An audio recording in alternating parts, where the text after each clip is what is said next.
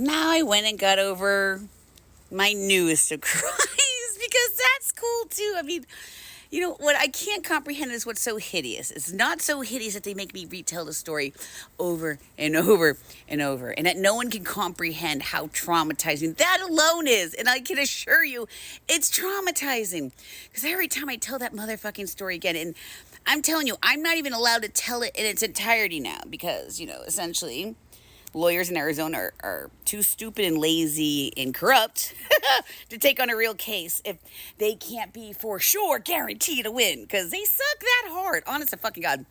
They sucked a couple, like, I remember I had one lawyer who totally botched a case I had with CVS. Absolutely botched it because he was a moron. And I even gave this guy another shot at this case. He doesn't know I know he's a moron or anything. I accepted a loss, whatever, his stupid shit. But whatever, because this is what I do. I'm not the problem. I'm really thinking that these guys, knee-jerking researchers, I don't know, whomever, is going on to TikTok and finding little old me here, trying to create a little old character for maybe a little old TikTok kingdom of sorts, you know? It's not who I am all the time, but maybe it is. That's what I'm realizing.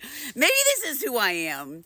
And you know what? And if that's so scary for these people, then you know what? I think, fuck it. Fuck it.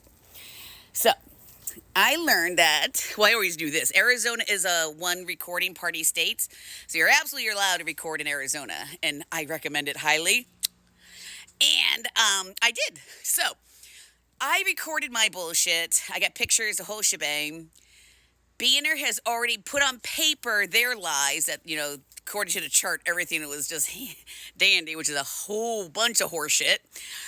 I met this other cool person who's apparently been fighting some freaking Arizona injustice since 2013. So I am beginning to realize it's just how Arizona rolls.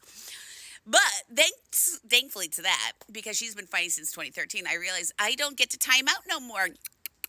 Guess what? She told me that states can't lie and get away with it to protect themselves. So the state can't just lie and say, yeah, everything was fine when I have evidence saying otherwise. They can't do that. Though it's not stopping them, they're not supposed to do that.